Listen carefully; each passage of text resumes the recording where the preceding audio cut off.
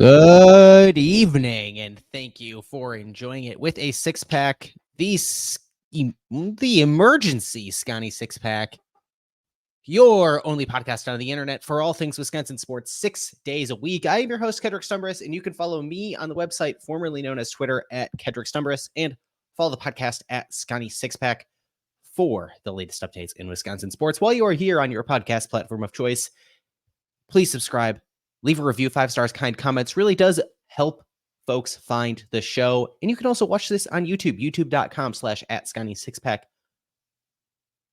And of course, while you're there, hit that bell to get notified as soon as we put an episode in your feed. Because here it is. It is the emergency edition. The Milwaukee Bucks have made it past the trade deadline. And the Milwaukee Bucks have also sent Robin Lopez out to pasture. It's a solid trade deadline for the Milwaukee Bucks. And I said on, maybe I said it on this show too, I don't know. But I said on Bernie Bango's show, Big Cheese Sports, that any move the Bucks make is probably going to be underwhelming to those who are expecting anything more than a move on the margins. And that's ultimately what this was for the Milwaukee Bucks. It was a move on the margins. And I think that is fine. That's what the Milwaukee Bucks needed to do.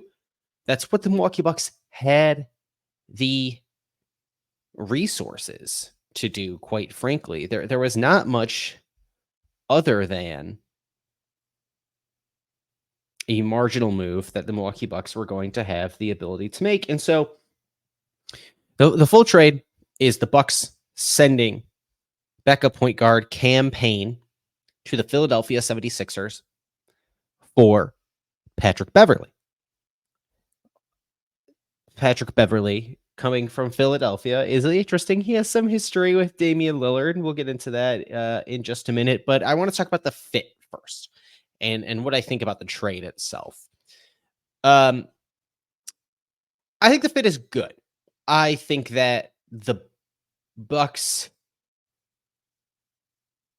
paid not that much in the sense where they, gave up Cam Payne, who I view as being about equal in value to Patrick Beverley here, and gave up a 2027 second round pick. So the less valuable of the 2 second round picks the Milwaukee was going to be able to use. And sorry about that if you just heard that ringtone go off. I think that's good on the season. If you just want to talk numbers, right? Cam Payne is averaging 6.2 rebounds. 6.2 points, 1.3 rebounds, 2.3 assists on 14.9 minutes this season. Meanwhile, Patrick Beverley is averaging 6.3 points, 3.1 rebounds, and 3.1 assists. So on the numbers, right, it's a slight upgrade for Patrick Beverley, but I think the bigger upgrade comes on the defensive end of the court. And yeah, that's what people are going to point to with Patrick Beverley, of course. And he is 35 years old. This is not a move the Milwaukee Bucks made to be any younger. This is not a move that the Milwaukee Bucks made to garner any assets that might help them become younger in the future. Y'all need to think about the fact that when Brooke retires, if one of Dame or Giannis are gone, this Bucks team might be really not good for a while. But focusing on the here and the now, Patrick Beverley is a defense-first point guard, and at 35 years old, is not quite as spry as he once was, but still brings the ability to fit into a system where he will have the opportunity for defense-first minutes. And you part that with the fact that he has played under Doc Rivers with the Los Angeles Clippers before this too, makes him, something of an instant impact addition to the Milwaukee Bucks backcourt. I think that is good. The potential downside to this is, what if this doesn't work, right? Patrick Beverley's on an expiring contract. You gave up another second-round pick, and you don't win the title. It could be messy, but I think the fit here makes enough sense. Milwaukee needs perimeter defense. They need someone who can keep up with some speedy guards. Patrick Beverley's not going to do something like lock down a Jason Tatum by any means on the wing. He's going to add something marginal. And look, you keep Bobby Portis, you keep Pat Connaughton at the trade deadline. Maybe that's for the better. I think it's hard to say. When you look at the other pieces that went around, like a Buddy Hield being traded, there just wasn't a package that the Bucks really could have competed with for anything other than this, marginal upgrade at the backup point guard position. I think this is real bench help for the Bucks, whose bench has been not very good, but it is not much more than that other than, solid bench help. I think that's fine. The other move that goes on at the deadline here is Robin Lopez, and we're going to talk about that in just a minute after we talk about our friends over at TickPick, because TickPick is where I get tickets to any sporting event that I would like to attend, including the Milwaukee Bucks game tonight. The Milwaukee Bucks hosting the Minnesota Timberwolves, of course. They are on back-to-back games. Milwaukee also hosting the Hornets tomorrow night. Let's take a look-see here, where I can go on to TickPick and find you, what is this price to this game going to be very quickly? I can get in for $26 tonight to see Milwaukee play the Timberwolves, and I don't even have to go through to check out because there's no hidden fees. TickPick doesn't believe in hidden fees. And if you use my link in the podcast description, you're also going to save $10 on your first order. So go to the Google Play Store, go to the Apple App Store, download the TickPick app. That's TickPick. Click the link in my podcast description. Use the link that's on the screen now. Save $10 on your first order. And there have been several people this past year that have used that link, and I really, really, really do thank you because it really, really, really does help the show. Plus, who doesn't want to save $10? Get into a Bucks game. Get into a Badgers game. Maybe you live in the greater tri-state area and you want to go to Badgers at Scarlet Knights this Saturday, which brings me to the what's coming up this week on the show portion of the show. We're going to be talking Badgers, Scarlet Knights, previewing that game tomorrow. I just recorded that episode earlier this afternoon today with an excellent guest. Can't wait to put that in your feed. Also, potentially doing some guest stuff on somebody else's show yet before the week ends. As always, stay tuned to my feed at Kendrick Stumbris on the website formerly known as Twitter to see all those latest musings. So the Milwaukee Bucks don't just trade for Patrick Beverley. They also, and I wonder if I have a fun sound effect in here. I don't think I do. They also trade away Robin Lopez for cash considerations.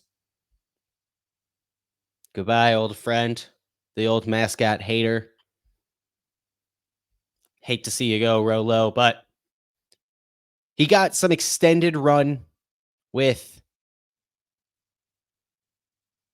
Brooke out of the lineup this past week and just couldn't really get much out of him.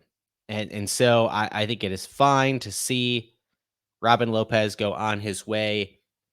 The trade and clearing up of the roster spot puts Milwaukee into a position where they have an open roster spot now that they can fill on the buyout market or in free agency.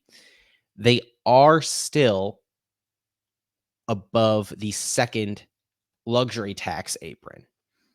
So under the new collective bargaining agreement and new salary rules in the NBA, if you are above the salary cap and above the not first, but second luxury tax apron, you are limited on who you can sign in the buyout market when contracts are bought out for these veteran players in, a month or so here.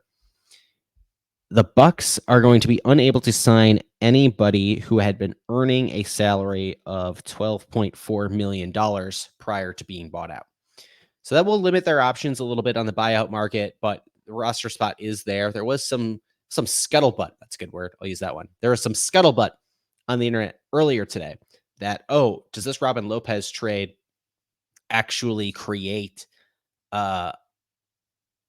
some cash for Milwaukee to get under the second apron this season? It actually doesn't, because the Bucks have to account for the bonuses that Chris Middleton has in his contract, although he is unlikely to meet them because of his limited playing time this season. So that's a little unfortunate, but it will open up either a roster spot for the Bucks to take advantage of now, the ability for them to, make a signing in free agency in the offseason, potentially after Chris Middleton doesn't reach those bonuses. So a little bit of an extra piece there. There was somebody had sent me a screenshot of the Patrick Beverley trade, and I said, hang on, I don't think this is the last move that Milwaukee was going to make, because they held on to that Portland 2024 second round pick that Milwaukee now has. This was not the trading of Robin Lopez for some form of cash considerations was not what I had expected that follow-on move to be, but here it is. It came anyway. I think it's nice that Milwaukee actually held on to that Portland second round pick. There'll be more for Milwaukee to do with that pick at the NBA draft this upcoming season, or this upcoming off season rather. So I think that'll be a little bit of interesting tidbit. Overall, fine trade deadline for the Bucks. They got a marginal improvement. I think that's all you could really ask for a very distant future. I guess not very distant, but 3 years into the future, second round pick. You held on to your most valuable asset, which was the second round pick from Portland, and you held on to the other role players on your roster. You didn't have to give up more than one role player to get one role player. So I thought that was solid. Otherwise, yeah, onwards and upwards for the Milwaukee Bucks. They will begin playing with Patrick Beverley in the lineup. Wouldn't be tonight. I don't know if he'll be in the lineup tomorrow. I guess the only other piece we haven't touched on here is the Damian Lillard, Patrick Beverley beef of it all. Of course, they have some beef going back to when they were both in the Western Conference, kind of clowning on each other in the bubble, talking some trash for knocking each other out of the playoffs, the Clippers mocking the Dame time wristwatch celebration. It's a little bit there, but from what I can see in Patrick Beverley on his live stream earlier today, you're just saying, I gotta get my relationship with Dame right. It's time to win a championship. Feels like the two of them are fine. They are professionals, right? They are professional athletes. Everything's gonna be fine. So off we go. This Milwaukee Bucks roster is mostly set. I know that I had said I would be more confident making assessments of this Bucks roster after the trade deadline. I don't really feel all that different about this Bucks roster. I am glad that they made a move that should be a marginal improvement. And I know I keep coming back to that line, but that's really about all it is. Just the fact that they made it does make me feel a little bit better. If Patrick Beverley can come in and play some solid defensive minutes, that's going to make a big difference. It's going to make a big difference in the postseason when, right now it looks like I don't know what real kind of run campaign would have gotten in the postseason. I know he's playing 15 minutes a night, but man, I wouldn't have wanted to see Cam Payne playing 15 minutes a night in the postseason for this Milwaukee Bucks team. So off we go. Yeah, thank you for listening to this emergency edition of the Scotty Six Pack Podcast. I've been your host, Kedrick Stumbris. You can follow me on the website, formerly known as Twitter, at Kedrick Stumbris, and follow the podcast at Scotty Six Pack for the latest updates in Wisconsin sports. While you're here, Leave a nice review, 5 stars, kind comments on your podcast platform of choice. Really does help people find the show. And if you're watching on YouTube, youtube.com/@Scotty6pack, smash that like button, smash the subscribe button. And we will talk to you all very soon. Bucks and 6.